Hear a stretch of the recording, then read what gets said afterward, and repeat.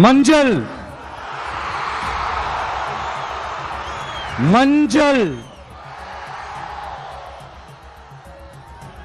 பொதுவா நல்ல காரியங்கள் ஸ்டார்ட் பண்றதுக்கு முன்னாடி இந்த மஞ்சள் எடுத்து வச்சுதான் ஸ்டார்ட் பண்ணுவாங்க.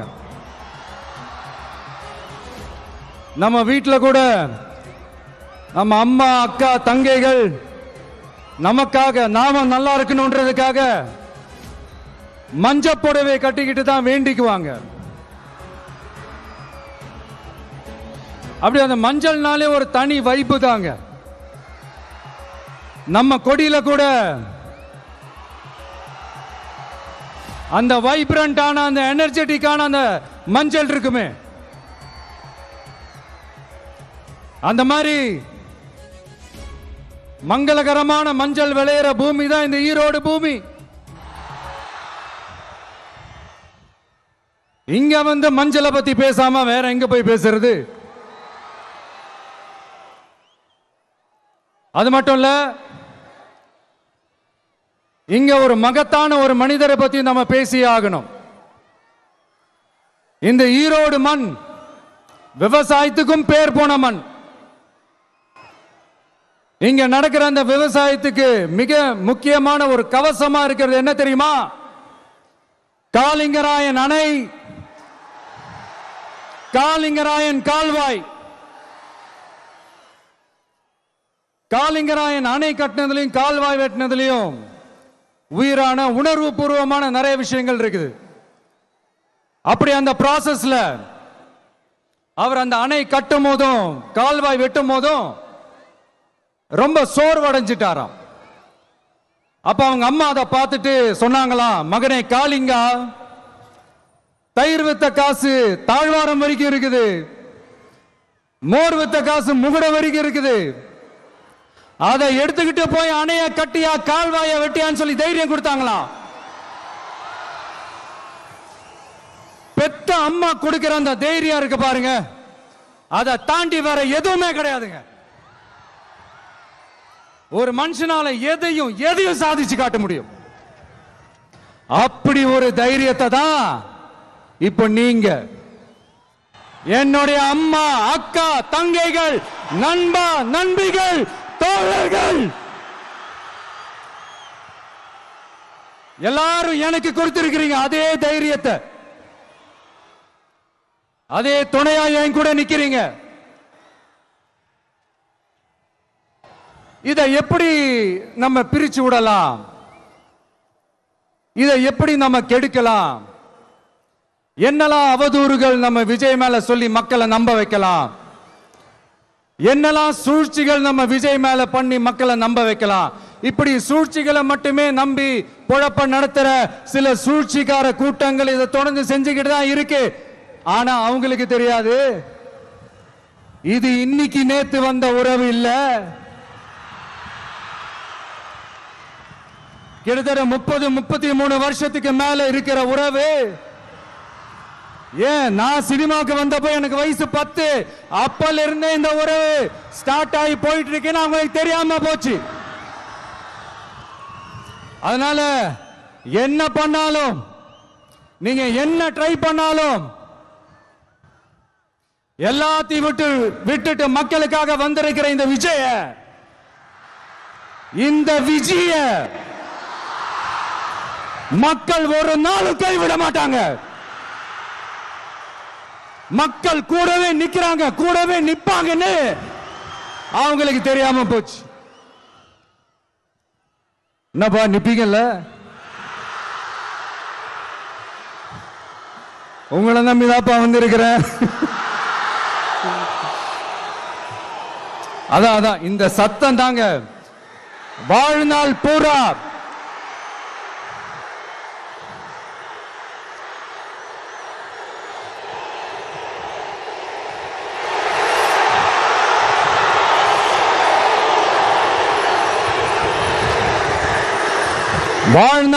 உங்களுக்கு நன்றியோடவே இருப்பேன்.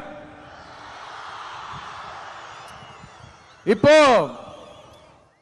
நம்ம காளிங்கராயன் அவர்கள் அணையை கட்டுறதுக்காக பவானிக்கு போய் பார்க்கும்போது ஒரு இடத்துல ஒரு பாம்பு வந்து உட்கார்ந்துச்சான், படுத்துச்சான். அது படுத்த இடத்துல தான் அவர் அணையை கட்ட ஸ்டார்ட் பண்ணாராம். அப்புறம் அந்த பாம்பு வளைஞ்சி நெளிஞ்சி போற இடத்துல எல்லாம் கால்வாயை வெட்டினார்னு சொல்லி சில வாய்மொழி கதைகள்லாம் சொன்னாங்க. தண்ணியை சேமிச்சு வச்சு குடிக்கிறதுக்கும் விவசாயத்துக்கும். தம்பி கீழே இறங்கு, தம்பி கீழே இறங்குப்பா, பிளீஸ் கீழே இறங்குப்பா.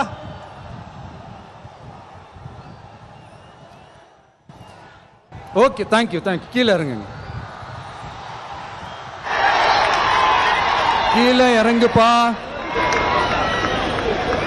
நீ இறங்கினாதான் புத்தம் கொடுப்பேன்.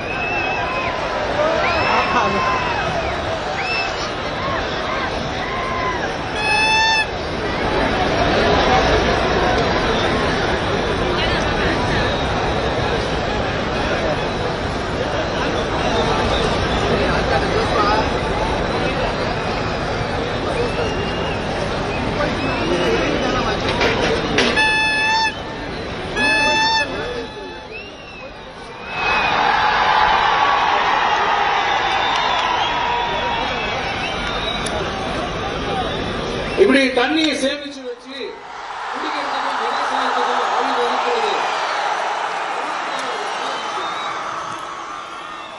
இப்படி தண்ணியை சேமிச்சு வச்சு குடிக்கிறதுக்கும் விவசாயத்துக்கும் வழி வகுக்கிறது எவ்வளவு பெரிய ஒரு நல்ல விஷயம். சோ இந்த மாதிரி நல்ல விஷயங்கள்லாம் செஞ்சிட்டு கதைகள் சொன்னா பரவாயில்ல, எதுவுமே செய்யாம கதைகளை மட்டும் அடிச்சு விடுறது எப்படி? அத்திக்கடவு அவிநாசி திட்டத்தை இன்னும் விரிவுபடுத்தினா அந்த 3 மாவட்டத்தில் இருக்கிற லட்சக்கணக்கான மக்களுக்கு எவ்வளவு பிரயோஜனமா இருக்கும். எத்தனையோ லட்சம் ஏக்கர் நிலங்கள்ல விவசாயம் நடத்தினா எவ்வளவு பிரயோஜனமா இருக்கும். ஏன் அதெல்லாம் பண்ண மாட்டேன்றீங்க? வள்ளுவர் கோட்டத்துக்கு காட்டுற அக்கறைய இங்க மக்கள் வாழ்வாதாரத்தில் கொஞ்சம் காட்டலாம்ல, ஏன் காட்ட மாட்டேன்றீங்க? இங்க என்ன கவர்மெண்ட் நடத்துறாங்களா இல்ல கண்காட்சி நடத்துறாங்களா? இந்த 21ஆம் நூற்றாண்டிலே மக்களை பத்தி எதுவுமே யோசிக்கிறது இல்ல. ஆனா அந்த காலத்திலேயே இது எல்லாத்தையும் பத்தி யோசிச்ச மக்களை பத்தி, குடிக்கிற தண்ணியை பத்தி, விவசாயத்தை பத்தி, அணை கட்டுறதை பத்தி, கால்வாய் வெட்டுறதை பத்தி, இதெல்லாம் எங்கிருந்து? பவானியிலிருந்து நொய்யலாறு வரைக்கும் கால்வாய் வெட்டி இது எல்லாத்தையும் பத்தி யோசிச்ச காளிங்கராயன் அவர்களுக்கு கோடி கும்பிடு போட்டாலும் பார்த்தாதுங்க. இப்படி அந்த காலத்துல இருந்த ஒரு ஹீரோவை பத்தி பேசிட்டு இந்த காலத்துல, அதாவது 1920th செஞ்சுரியில இருந்த ஒரு ஹீரோவையும் பத்தி நம்ம பேசி ஆகணும்ல. ஒருத்தர் இலகிய மனம் கொண்ட ஹீரோனா இன்னொருத்தர் இரும்பு மாதிரி அயன் மேன் தான். எஸ், நம்ம ஈரோடு கடப்பாறை தான்.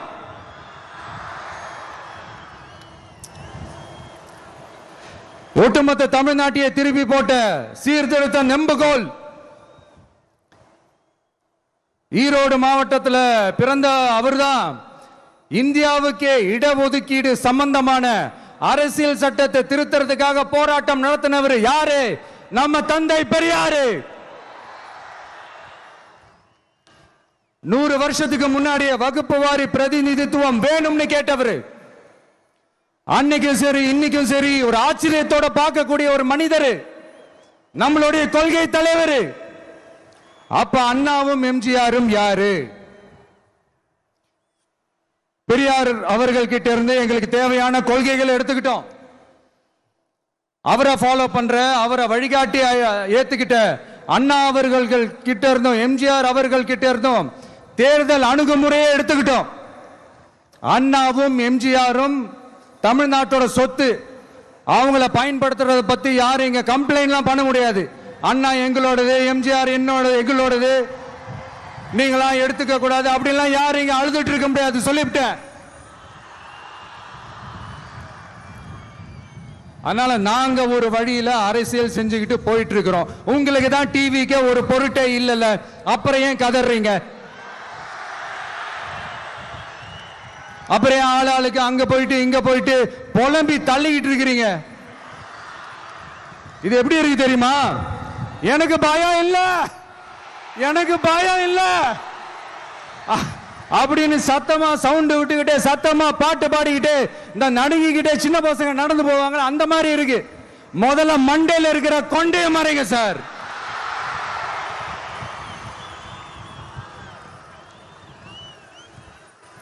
சும்மா மாறு வேஷத்துல மறு வச்சுக்கிட்டு மீடியா ஆளு ரேடியோ ஆளுன்னு இவங்க ஆளுங்களே மாத்தி மாத்தி அனுப்பிக்கிட்டு இதெல்லாம் என்ன மக்களுக்கு தெரியாதுன்னு நினைச்சிட்டு இருக்கீங்களா? மக்கள் எல்லாத்தையும் உன்னிப்பா கவனிச்சிட்டு இருக்காங்க. அதனாலதான் சொல்றேன், உங்களுக்கு நீங்க கொள்ளையடிச்சு வச்சிருக்கிற காசு தான் துணை. ஆனா எனக்கு என் மேல எல்லையில்லா பாசம் வச்சிருக்கிற இந்த மாசு தான் துணை.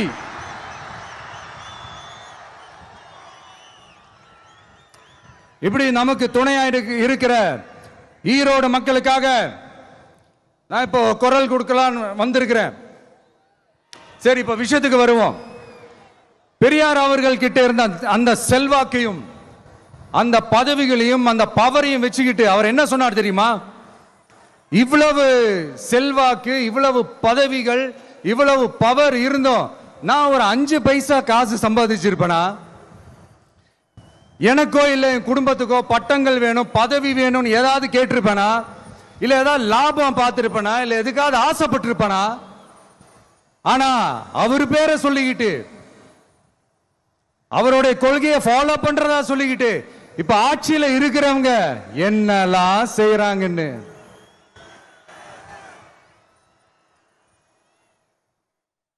அதனாலதான் சொல்றோம், பெரியார் பேரை சொல்லிக்கிட்டு தயவு செஞ்சு கொள்ளையடிக்காதீங்கயா, தயவு செஞ்சு கொள்ளையடிக்காதீங்க. அவரு பேரை சொல்லிக்கிட்டு பெரியார் பேரை சொல்லி கொள்ளையடிக்கிற இவங்க தான் நம்மளுடைய அரசியல் எதிரி. மக்களை நீங்க சொல்லுங்க, நம்மளுடைய அரசியல் எதிரி யாரு? நம்மளுடைய கொள்கை எதிரி யாரு? ரிப்பீட், நம்மளுடைய அரசியல் எதிரி யாரு? நம்மளுடைய கொள்கை எதிரி யாரு? உங்களுக்கு புரியுது இல்ல? எனக்கு அது போதும்யா, எனக்கு வேற எதுவுமே தேவையில்லை.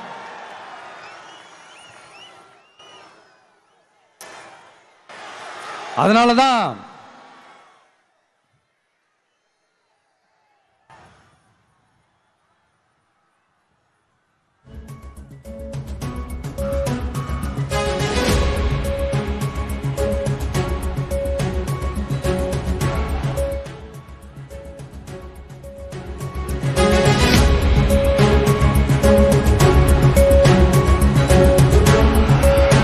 உங்களுக்கு நம்மளை பத்தி நம்ம அரசியலோட நீங்க எல்லாரும் என்னோட அரசியலோட கனெக்டடா இருக்கீங்கன்றது ரொம்ப தெளிவா தெரியுது. அதனால எனக்கு அது போதும். அதனாலதான் எதிரிகள் யாருன்னு சொல்லிட்டு களத்துக்கு வந்திருக்கிறோம். அதனால அவங்கள மட்டும் தான் எதிர்ப்போம். அதுவும் அந்த எதிரிகள் யாரு இப்போ இங்க 2026 சட்டமன்ற தேர்தலில் களத்தில் இருக்கிறாங்களோ அவங்கள மட்டும் தான் எதிர்ப்போம். சும்மா களத்திலே இல்லாதவங்களையும், களத்துக்கும் அவங்களுக்கும் சம்பந்தமே இல்லாதவங்களையும் எதிர்க்கிற ஐடியாலாம் இல்ல பாஸ். நீங்க கேட்கிறீங்கன்றதுக்காக எதிர்த்துட்டு இருக்க முடியாது பாஸ். எங்களுக்கு நிறைய வேலை இருக்குது.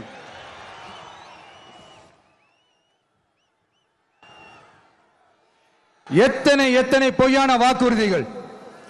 வந்த உடனே நீட்டை ரத்து செய்வோம், கல்வி கடனை ரத்து செய்வோம், கேஸ் சிலிண்டருக்கு மானியமா 100 ரூபாய் தருவோம், என்னெல்லாம் அடிச்சு விட்டுட்டு இன்னி வரைக்கும் கேட்கிறேன், இதெல்லாம் சொன்னாங்களே செஞ்சாங்களா? இவங்க எப்பவுமே இப்படிதான், சொல்றது ஒண்ணு செய்யறது ஒண்ணு. திமுகவும் பிரச்சனைகளும் ஃபெவிகால் போட்டு ஓட்டின ஃப்ரெண்ட்ஸ் மாதிரி ஒன்னில இருந்து ஒன்ன பிரிக்கவே முடியாது. இப்போ ஈரோடு பகுதியில் இருக்கிற பிரச்சனையை பத்தி பேசுவோம். பெரியார் பேரை மட்டும் சொல்லிக்கிட்டு எப்படி அவரோட கொள்கைகளுக்கு எதிராக செயல்படுறாங்களோ அப்படிதான் இந்த மஞ்சள் நகரத்தோட மஞ்சளுக்கும் ஒண்ணும் பண்ணல, மஞ்சள் விவசாயிகளுக்கும் ஒண்ணும் பண்ணல. ஆராய்ச்சி மையம், சிறப்பு மையம்னு கோடியா டெண்டர் விட்டாங்க, பேருக்கு கட்டிடத்தை கட்டினாங்க. ஆனா உலகமே போட்டி போட்டு வாங்குற மஞ்சளை மதிப்பு கூட்டி விற்பனை செய்ய, அதாவது அதோட வேல்யூ இன்க்ரீஸ் பண்ணி நம்ம விவசாயிகளுக்கும் இந்த மாவட்ட மக்களுக்கும் நன்மை செய்ய இதுவரைக்கும் என்ன செஞ்சிருக்காங்கன்னு யோசிச்சு பார்த்தா ஒரு பெரிய ஜீரோ தான். கரும்பு நெல்லுக்கு அரசாங்கம் விலை பிக்ஸ் பண்றாங்க, அதையும் ஒழுங்கா பண்றதில்ல. ஒவ்வொரு முறையும் பிரச்சனை. அங்க நெல் கொள்முதல் செய்யறதுல ஊழல். சரி, நாம கஷ்டப்பட்டு விளைய வச்சது வீணா போக கூடாதுன்னு நினைச்சு நம்ம விவசாயிகள் கேட்கிற லஞ்சத்தை கொடுத்தாலும் அதுக்கப்புறம் கூட அந்த கொள்முதல் ஒழுங்கா நடக்கிறது இல்லை. அதையும் தாண்டி ஏதோ ஒரு விலை விவசாயிகளுக்கு கிடைக்குது. அப்படிலாம் இல்லாம ஒழுங்கா நேர்மையா நம்ம மஞ்சளுக்கும் நியாயமான விலை பிக்ஸ் பண்ணி தரமான விதைகளை கொடுத்தா என்ன குறைஞ்சா போயிடுவாங்க? இதெல்லாம் யோசிக்கிறதுக்கு அவங்களுக்கு நேரமே இல்லை. 24x7 அவங்களோட யோசனை என்ன தெரியுமா? இந்த விஜயை எப்படி முடக்கலாம், தமிழக வெற்றி கழகத்தை எப்படியெல்லாம் முடக்கலாம், அப்படிதான் அவங்களுடைய சிந்தனையே 24x7. எத்தனையோ வருஷத்துக்கு முன்னாடி நம்ம காளிங்கராயர் நதிகளின் இணைப்புக்கு முன்னோடியா இருந்தார். பவானி ஆத்துல வர அதிகமான தண்ணீர் அணை கட்டி தேக்கி தண்ணீர் வறட்சியான பகுதிகளுக்கு அனுப்பினார். ஆனா இன்னைக்கு இவ்வளவு நவீன வசதிகள் இருந்தோம், இவ்வளவு சயின்ஸ் வளர்ச்சிகள் இருந்தோம், இவ்வளவு டெக்னாலஜி வளர்ச்சிகள் இருந்தோம், அவங்க வாக்குறுதியில் ஒன்று கொடுத்தாங்கல்ல, பவானி நொய்யலாறு அமராவதி 6 இணைப்பு திட்டத்துக்கு ஒரு துரும்ப கூட கிள்ளி போடல. வாக்குறுதி நம்பர் 103 சொன்னாங்களே, செஞ்சாங்களா? சரி, இதாவது ஒரு பெரிய ப்ராஜெக்ட் வைங்க. ஆறுகளை சுத்தப்படுத்த பல ஆயிரம் கோடி நிதி ஒதுக்குவோம், தமிழ்நாட்டில் உள்ள ஆறுகளை சுத்தப்படுத்துவோம்னு சொன்னாங்களே, செஞ்சாங்களா? ஆனா ஆத்து மணலை கொள்ளையடிக்கிறதுல மட்டும் வேலையை கரெக்டா செய்வாங்க. இதை நான் ஏன் திரும்ப திரும்ப சொல்றேன்னா, மக்களே நீங்க புரிஞ்சுக்கணும். கொஞ்சம் மசந்தா மற்ற மாவட்டங்கள்ல மணல் காணாம போன மாதிரி, மலைகள் காணாம போன மாதிரி, நம்ம மாவட்டத்தில் தனி வளத்தை கொடுத்த செம்மண்ணும் காணாம போறதுக்கு வாய்ப்பு இருக்கு மக்களே. நம்ம மண்ணுக்கும் நம்ம ஆத்துக்கும் நம்ம விவசாயிக்கும் தான் இந்த மோசமான நிலைமை. அதனால ஏதாவது தொழில் செஞ்சு பிழைக்கலாம்னு பார்த்தா அதுக்கும் எங்க விடுறாங்க? தொழில்னு பார்த்தா 30% நெசவாளர்களுக்கு கூலி பாக்கி. அரசாங்கம் நம்ம நெசவாளர்கள் கிட்ட இருந்து கொள்முதல் செய்த வேட்டி சேலைக்கான கூலியை கூட போராடித்தான் வாங்க வேண்டியதா இருக்குது. அது சலுகையோ உதவியோ நலத்திட்டமோ கிடைக்காது. நம்ம உழைப்புக்கான ஊதியம், நம்மளோட உரிமை, அதுக்கே போராட வேண்டிய நிலையில தான் இந்த அரசாங்கம் நம்மளை வச்சிருக்கு. நல்லா பார்த்துக்கங்க மக்களே, உரிமைக்கு குரல் கொடுத்தவங்க தான் இவங்க. சிறு குறு தொழில்கள் பீக் ஹவர்ஸ் சார்ஜ்னு கரண்ட்டுக்கு அநியாய விலை வச்சு அதையும் செய்ய விடாம நம்மளை முடக்கிடுறாங்க. அந்த பீக் ஹவர்ஸ் சார்ஜ் கொள்ளையால எத்தனை வருஷமா எவ்வளவு பேர் பாதிக்கப்படுறோம், எவ்வளவு தொழில்கள் பாதிக்கப்படுது. நாமளும் கத்துறோம், போராடுறோம், கோரிக்கை வைக்கிறோம். எதையாவது இவங்க கண்டுக்கிறாங்களா? கொஞ்சம் யோசிங்க. ஏன் கண்டுக்க மாட்டேன்றாங்கன்னு கொஞ்சம் யோசிங்க. அப்பதாங்க பிரைவேட்ல அதிக விலைக்கு கரண்ட் வாங்க முடியும், அதுக்கு டெண்டர் விட முடியும். அப்படி டெண்டர் விட்ட மேட்டர்ல எல்லாம் என்ன நடக்கும்னு உங்களுக்கும் தெரியும், எனக்கும் தெரியும், நம்ம எல்லாருக்குமே தெரியும். இந்த மாதிரி ஈரோடுல மட்டும் இல்ல, எந்த மாவட்டத்துக்கு போனாலும் பிரச்சனைகள் மேல பிரச்சனைகள் தான். அதையெல்லாம் தீக்கிறதுக்கு ஒரு சொல்யூஷன் கூட சொல்லாம இதுல வேற பெருமையா மாடல் அரசுங்கிறது இல்ல. நான் கேட்கிறேன், கூச்சமா இல்ல?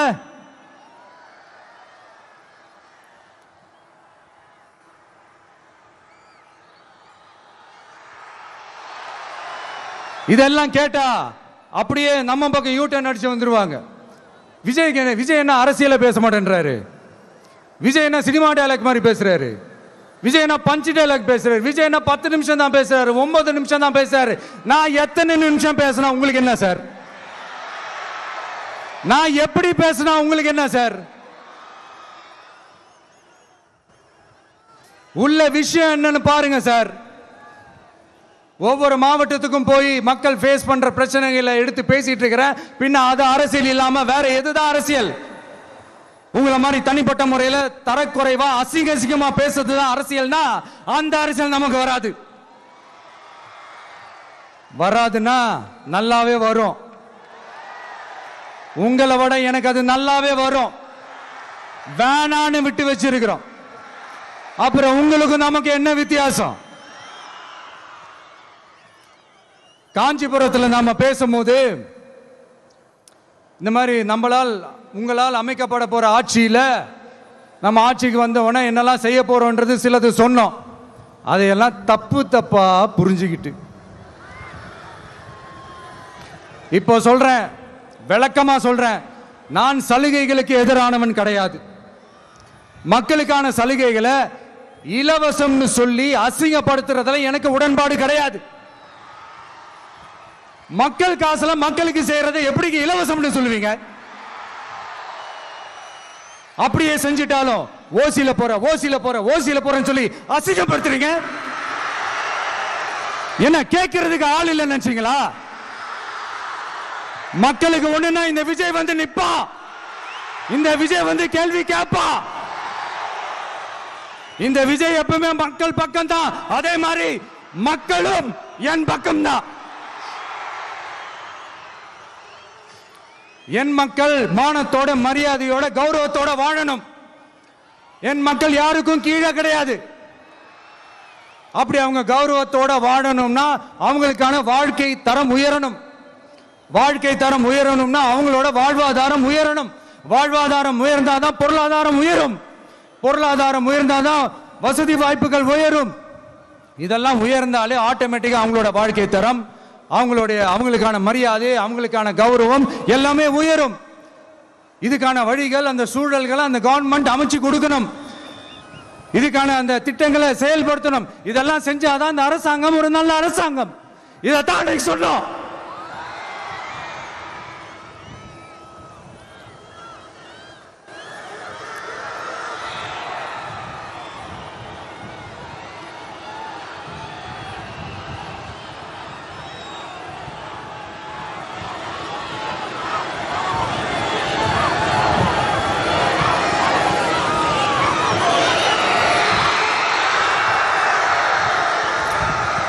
இதைத்தான் அன்னைக்கு சொன்னோம். உடனே சொன்னா மட்டும் போதுமா? எப்படி செயல்படுத்துவீங்க? நாங்க என்ன வாயிலேயே வடை சுடுறதுக்கு டிஎம்கேவா? டிவிகேடா?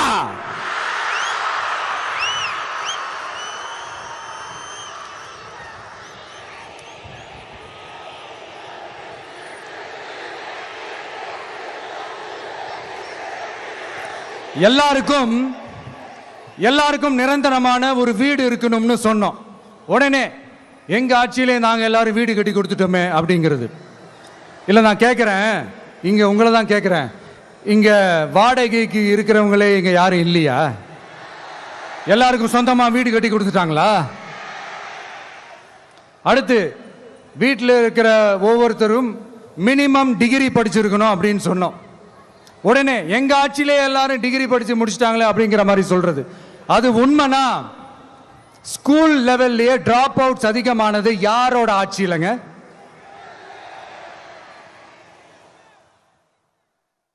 பசங்க பிள்ளைங்க யாரும் ஸ்கூல்ல சேரலன்னு சொல்லிட்டு எனக்கு தெரிஞ்சு 207 கவர்மெண்ட் ஸ்கூல்ஸ் மூடினது யாரோட ஆட்சியிலங்க? இதுல கல்வியில் சிறந்த தமிழ்நாடுன்னு டிராமா வேற. அடுத்து குடும்பத்தில் ஒருத்தருக்கு நிரந்தரமான வருமானம் வரணும், வேலை வாய்ப்பு கிடைக்கணும் அப்படின்னா நாங்க கொடுக்காத வருமானமா, நாங்க கொடுக்காத வேலையா அப்படிங்கிறது. எத்தனையோ லட்சம் காலி பணியிடங்கள் நிரப்புவோம்னு வாக்குறுதி கொடுத்துட்டு ஆட்சிக்கு வந்தீங்கல்ல, எத்தனை லட்சம் காலி பணியிடங்களை நிரப்புனீங்க? அட்லீஸ்ட் 1 லட்சம் காலி பணியிடங்களாவது நிரப்புனீங்களா? இதெல்லாம் சொல்லிட்டு மக்களை ஏமாத்துறது யாரோட ஆட்சியிலங்க? அடுத்து ரொம்ப முக்கியமா பெண்களுக்கு பாதுகாப்பு இல்லை, சட்டம் ஒழுங்கு சரியா இல்லைன்னு சொன்னா தமிழ்நாட்டில் பெண்கள் பாதுகாப்பு தான் அதிகமா இருக்குதான். நீங்க சொல்லுங்க மக்களே, பெண்கள் பாதுகாப்பு இருக்கு, சட்டம் ஒழுங்கு சரியா இருக்கு? அவங்க சொல்றது உண்மையா? அவங்க சொல்றதை நீங்க ஏத்துக்கிறீங்களா? சத்தமா கேக்குதா சார்? இதுதான் ரியாலிட்டி, இதுதான் நிஜம். நம்மளுடைய ஆட்சியில சட்டம் ஒழுங்குல சமரசமே இருக்காது. அதனாலதான் இவ்வளவு ஸ்ட்ராங்கா சொல்றோம், தைரியமா இருங்க மக்களே. இந்த மாதிரி விஷயங்கள்லாம் நம்ம மக்கள் கிட்ட எடுத்து சொன்னா உடனே இந்த இது எடுத்துட்டு வந்துருவாங்க.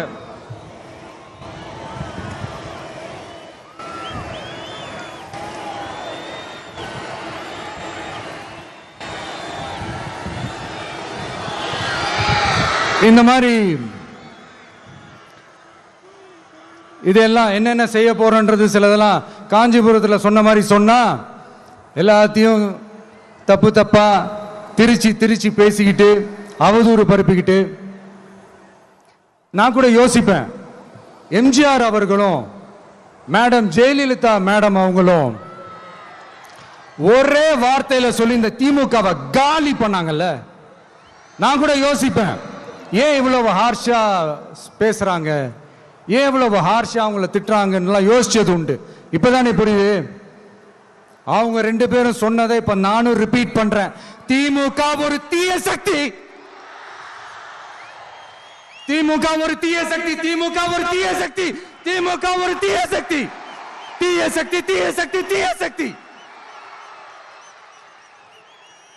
என் நெஞ்சில் குடியிருக்கும் ஈரோடு மக்களே,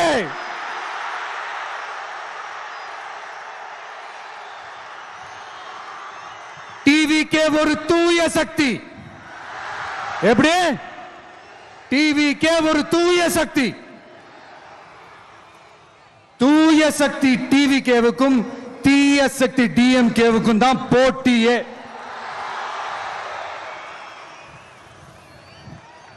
என்ன முடக்கலாம்னு நினைக்கிறீங்க, ஆனா இந்த சத்தத்தை ஒரு நாள் உங்களால முடக்க முடியாது. மக்கள் விரோத திமுக அரசை வீழ்த்த மக்கள் சக்தியான நம்மளால மட்டும்தான் முடியும். அண்ணன் செங்கோட்டையன் அண்ணன் அவர்கள்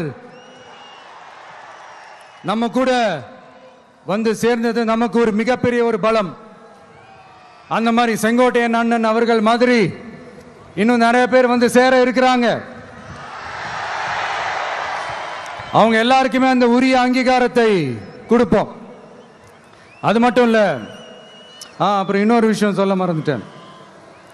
இப்போ ரீசண்டா ஒரு இடத்துல நம்ம சிஎம் சார் அவர்கள் பேசும்போது சொன்னாங்க, என் கேரக்டரையே புரிஞ்சுக்க மாட்டேங்கிறேன். இது சினிமா டயலாக் இல்லையா? நான் ஏதாவது பேசினா சினிமா டயலாகா? சார் பேசினா அது சினிமா டயலாக் இல்லையா? சிலப்பதிகாரத்திலிருந்து எடுத்ததா அந்த லைன். என் கேரக்டரையே புரிஞ்சுக்க மாட்டேன்றது. உங்களை எப்படிதான் சார் புரிஞ்சுக்கிறது?